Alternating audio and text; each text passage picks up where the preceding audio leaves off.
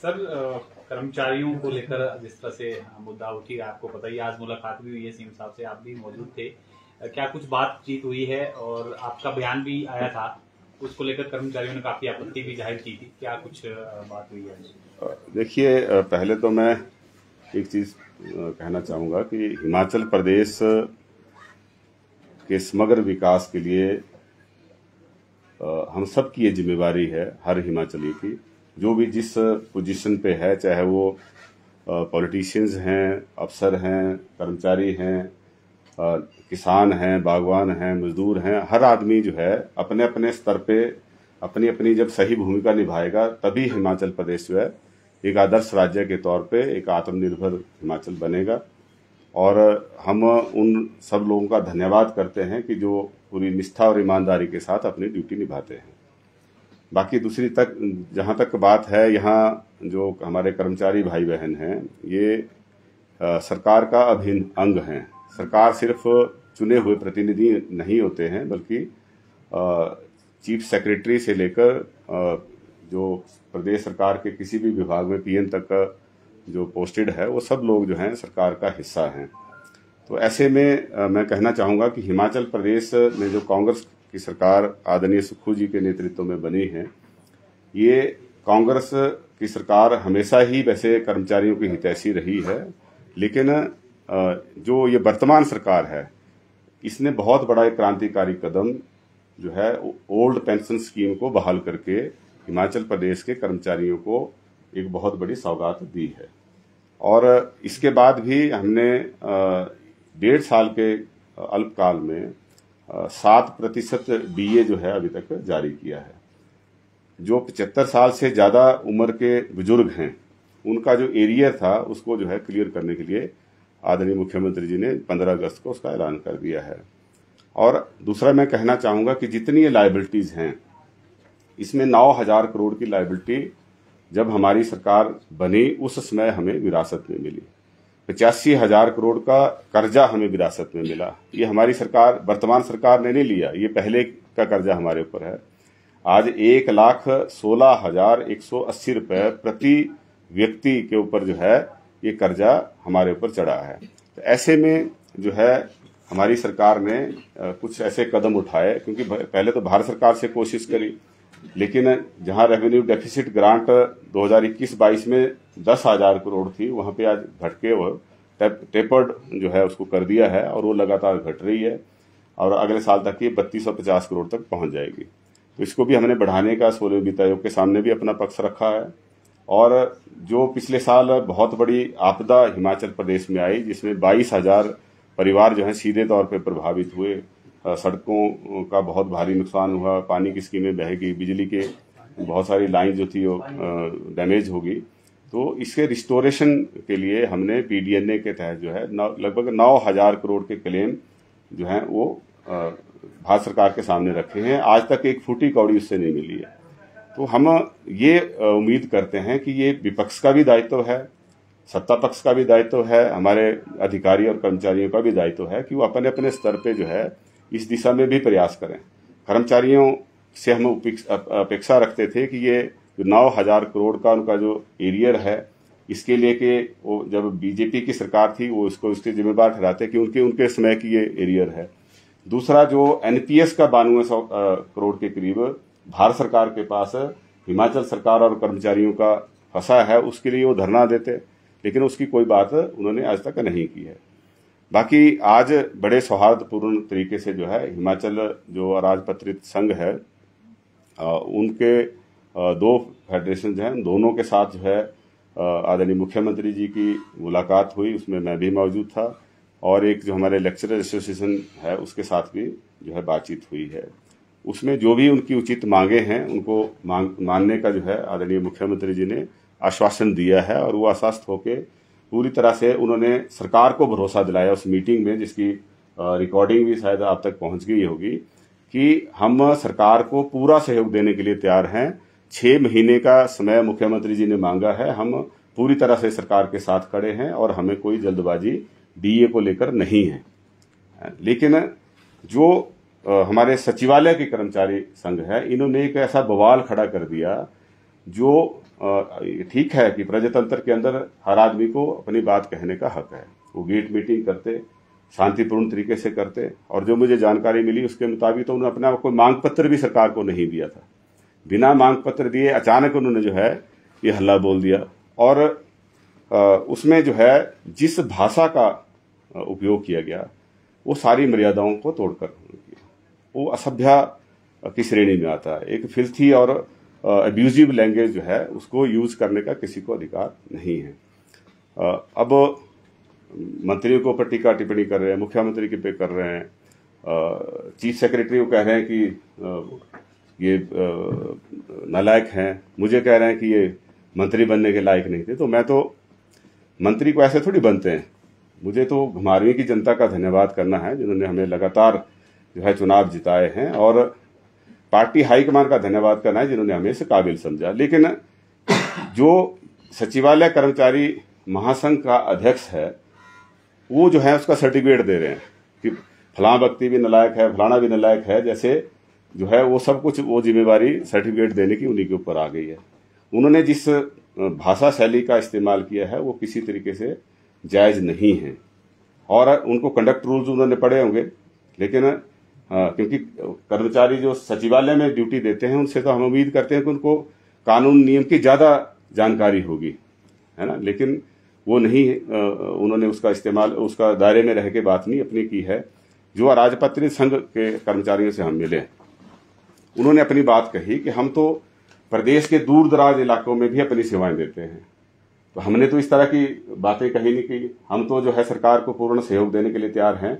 तो ये जो सिर्फ यहाँ के कर्मचारी 3-4 नेता थे, ये ऐसा लगता है क्योंकि आम कर्मचारी हमारी सरकार से संतुष्ट है, सचिवालय का कर्मचारी भी, अधिकारी भी हमारी कार्यशैली से, सरकार की कार्यशैली से पूरी तरह से संतुष्ट है। लेकिन सिर्फ 3-4 जो कर्मचारी नेता हैं उनके अपने निजी स्वार्थ हैं। एक व्यक्ति तो जो है वो मेरे पास भी आया कि मुझे अपने स्टाफ में लगा दो, उसने भी बहुत सारा भाषण दिया, है ना, लेकिन उसके पीछे जो है कई तरह के केसेस पेंडिंग थे। इसलिए जो मेरे पास फीडबैक थी उसमें उस व्यक्ति को मुख्यमंत्री के कार्यालय में लगाने के लिए जो है वो सही नहीं पाया गया, तो वो अपनी भड़ास निकाल रहा था। तो इस तरह से ये कुछ अपने निजी स्वार्थ से लेकर मोटिवेटेड थे, और हमें ये लगता है कि कुछ लोग जो सरकार के खिलाफ लगातार षड्यंत्र करते हैं ये उनके हाथों में भी खेल रहे हैं, है ना। बाकी कर्मचारियों को मोहरा बना रहे हैं, अपनी नेतागिरी चमकाने के लिए बाकी कर्मचारियों को इस तरह से इस्तेमाल करना किसी भी तरीके से वाजिब नहीं है। बाकी जो डीए की बात है, हमारी सरकार ने इससे पहले भी बिना किसी दबाव के, बिना किसी मांग के जो है, इसके लिए कोई हड़ताल नहीं हुई, किसी तरह का कोई प्रदर्शन नहीं हुआ, जो अभी तक बेनिफिट्स दिए हैं इसके लिए बिना किसी दबाव के सब कुछ किया है और आगे भी करेंगे। लेकिन साथ में हमें जब सरकार को जो उसके पास अवेलेबल रिसोर्सेज हैं, जो संसाधन उसके पास हैं, उनका बेनिफिट जो है वो हिमाचल प्रदेश के हर व्यक्ति को मिले, क्योंकि सरकार के संसाधनों के ऊपर सबका हक है। कर्मचारियों को उनका अधिकार मिले, लेकिन जो गैर कर्मचारी हैं, लगभग 15-16 लाख परिवार हिमाचल प्रदेश में ऐसे हैं जिस परिवार से कोई सरकारी कर्मचारी अधिकारी नहीं है। हमारे समाज में कई ऐसे वर्ग हैं जिनके लिए हमारी सरकार ने बिना मांग के काम किया है, चाहे वो अनाथ बच्चे हैं, चाहे हमारी विधवा बहनें हैं, चाहे हमारे वृद्ध लोग हैं, हमारे किसान हैं, बागवान हैं, मजदूर हैं, सबको कुछ ना कुछ हमारे जो बजट अनाउंसमेंट्स हैं उसमें हर व्यक्ति को कुछ ना कुछ राहत दी है, चाहे आशा वर्कर हैं, आंगनबाड़ी वर्कर हैं, किसी वर्ग को नहीं छोड़ा है। लेकिन उसके लिए उन्होंने कोई हड़ताल नहीं की थी। लेकिन फिर भी अगर वो अपनी बात रखना चाहते तो अपने शांतिपूर्ण तरीके से रखते, सभ्य तरीके से रखते। कर्मचारी भाई बहन तो पढ़े लिखे लोग हैं, तो उनके जो प्रतिनिधि हैं उनसे अपेक्षा की जाती है कि वो और भी सभ्य होना चाहिए। लेकिन ये तो जैसे गुंडे मवाली भी इस तरह की भाषा का इस्तेमाल नहीं करते जिस तरह का भाषा का इस्तेमाल जो है इस प्रदर्शन के दौरान इन 3-4 नेताओं ने किया है। तो ये बिल्कुल सरेआम जो है जो अनुशासन है उसकी अवहेलना है, कंडक्ट रूल्स के जो है देखी की है, उसको पूरी तरह से तिलांजलि दी है। तो इस बारे में जो है ये इनको भी सोच समझना चाहिए कि हम किस दिशा में जा रहे हैं, है ना। ये कोई अच्छा जो है प्रेसिडेंट जो है वो स्थापित नहीं कर रहे हैं। क्या कार्रवाई भी होगी जिस तरह से आप जिक्र कर रहे हैं कि कंडक्ट रूल के बाहर भाषणबाजी की है, क्या इन नेताओं के खिलाफ कार्रवाई करेगी सरकार? ये भविष्य के गर्भ में है, लेकिन ये सरेआम जो है इन्होंने कानून नियम की धज्जियां उड़ाई हैं। ये सिर्फ जो मीटिंग थी, ये सिर्फ गेट मीटिंग होती है, सिर्फ जो आपका ऑफ टाइम है, ड्यूटी टाइम नहीं है। तो 1 से 2 बजे तक लंच टाइम था, ये तो 3:30 बजे तक भी दोनों दिन जो है वो चली है। सर, जो सचिवालय कर्मचारी नेता है उन्होंने ये भी कहा है कि जो मुख्यमंत्री या मंत्री हैं उनको अपने भत्तों से और सैलरी से भी कटौती करनी चाहिए, क्योंकि हम उनकी बात से बिल्कुल सहमत हैं। देखो, लगभग 58,000 करोड़ का बजट हिमाचल प्रदेश में है, उसमें से लगभग 45% जो है ये वेतन और पेंशन पे खर्च होता है। 45% में से ये लगभग जो है ये 27-28 करोड़ रुपए के करीब बनता है। 2300 करोड़ जो है हर महीने जो है सैलरी पेंशन पे लगता है। तो इसमें जो विधायकों को और मंत्रियों को मुख्यमंत्री को टारगेट कर रहे हैं, तो उनके ऊपर तो मुश्किल से 25 करोड़ के करीब खर्च होता है। पूरे बजट का 25 करोड़ खर्च होता है। लेकिन फिर भी मैंने पिछले कल भी कहा था कि अगर हमारे सामने आप बैठे, क्योंकि हमारे ऊपर कट लगाने से कोई बड़ा ज्यादा योगदान जो है उसमें नहीं मिलेगा फाइनेंशियल हेल्थ को ठीक करने में, है ना। लेकिन हम सब जो है इसके लिए तैयार हैं, बशर्ते आप भी तैयार हों, क्योंकि इस सिचुएशन से तभी बेल आउट हो सकते हैं। हमारे जो सरकार है इसके सामने एक बड़ी विकट परिस्थिति पैदा हो गई है, क्योंकि इससे पहले हमारी जो सरकारें रही अर्ली 90 से लेकर आज तक, ये लगातार जो है लोन पे लोन लेने का जो है इनके सिलसिला जारी रहा। और उस समय उनको फ्रीडम थी, वो असीमित राशि का लोन जो था वो ले सकते थे। जैसे ही हमने ओल्ड पेंशन स्कीम लागू की, भारत सरकार ने लोन लिमिट फिक्स कर दी। अब हम इस समय जो है 6,000 करोड़ से ज्यादा का लोन नहीं ले सकते हैं। यही मैंने उस समय भी कहा था कि आदरणीय मुख्यमंत्री जी ने आपसे अनुरोध किया है कि 6 महीने के लिए हमारा आप सहयोग दीजिए। जैसे ही सरकार के खजाने में पैसा आएगा, वैसे ही हम आपके जो डीए की किस्त है उसको जारी कर देंगे। तो अराजपत्रित महासंघ तो उसके लिए सहयोग दे रहा है, लेक्चर एसोसिएशन जो है सहयोग दे रही है, जितने भी हमारे फील्ड के कर्मचारी अधिकारी हैं, किसी ने उस पर आपत्ति नहीं जताई। सिर्फ इन 3-4 नेताओं के जो सेक्रेटरीट में यहाँ एक बवाल खड़ा कर रहे हैं और बातें क्या कर रहे हैं कि मैं तो मुख्यमंत्री हूं। भाई, मुख्यमंत्री ऐसे थोड़ी बनते हैं। कोई कर्मचारी अपने आप को मुख्यमंत्री के साथ इक्वेट नहीं कर सकता, विधायक के साथ इक्वेट थोड़ी कर सकते हैं। ये तो प्रजातंत्र की व्यवस्था का ही अपमान है, उन लोगों का अपमान है जो एक वोट देके जो अपनी सरकार को चुनते हैं। आपको लगता है सर कि इनके पीछे किसी और का हाथ है या नहीं? निश्चित तौर पे लगता है, क्योंकि ये लोग, ऐसा लगता है कि जैसे ये किसी के हाथों के पपट हैं। और जिस तरह की भाषा का इस्तेमाल किया गया है, वो सरेआम जो है वो इन्होंने सारी मर्यादाओं का जो है उल्लंघन किया है ना। ये किसी तरीके से इसको वाजिब नहीं ठहराया जा सकता। वो हमारे भाई हैं, बहनें हैं, वो हमारे से बात करते। अगर उनको लगा कि मैंने कुछ गलत बोला है तो मेरे से भी पूछ सकते थे, या सीधे शब्दों में बोलते कि भाई ये बात आपने उचित नहीं कही, मैं उसकी क्लैरिफिकेशन देता। मेरा बयान जो है रिकॉर्डेड है, आप लोगों के पास भी है, और मैंने सीधे तौर पे यही कहा कि आपसे 6 महीने का समय मांगा है, आप 6 महीने का समय दें, जैसे ही हमारी व्यवस्था ठीक बनेगी उसको हम जारी करेंगे। लेकिन व्यवस्था ठीक नहीं बनती है, जिसका उन्होंने बवाल खड़ा किया।